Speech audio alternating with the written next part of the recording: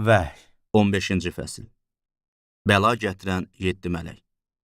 Mən göydə başqa bir böyük və heyrətli əlamət, 7 bəlanı gətirən 7 mələk gördüm.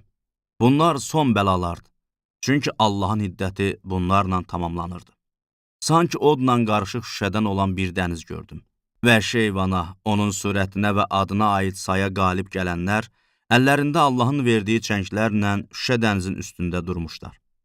Onlar Allahın qulu Musanın nəğməsini və quzunun nəğməsini oxuyaraq deyir: Ey külli ixtiyar Rəbballah, sənin işlərin böyük və heyrətlidir.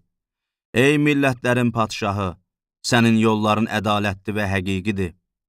Ya Rəbb, kim səndən qorxmaz, kim sənin adını izzətləndirməz? Çünki yalnız sən müqəddəssən. Bütün millətlər gəlib sənin önündə səcdə eləyəcək. Çünki sənin ədalətli hökmlərin aşkar oldu. Bundan sonra gördüm ki, göydəki məbəd, yəni şəhadət məskəni açıldı və 7 bəlanı gətirən 7 mələk məbəddən çıxdı.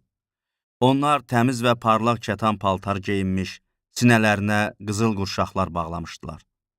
Onda 4 canlı məxluqdan biri 7 mələyə əbədi var olan Allahın hiddəti ilə dolu 7 qızıl nimçə verdi. Məbəd Allahın izzət və qüdrətinə görə tüstü ilə doldu. Beləcə, 7 mələyin gətirdiyi 7 bəla tamam olana qədər heç kəs məbədə girə bilmədi.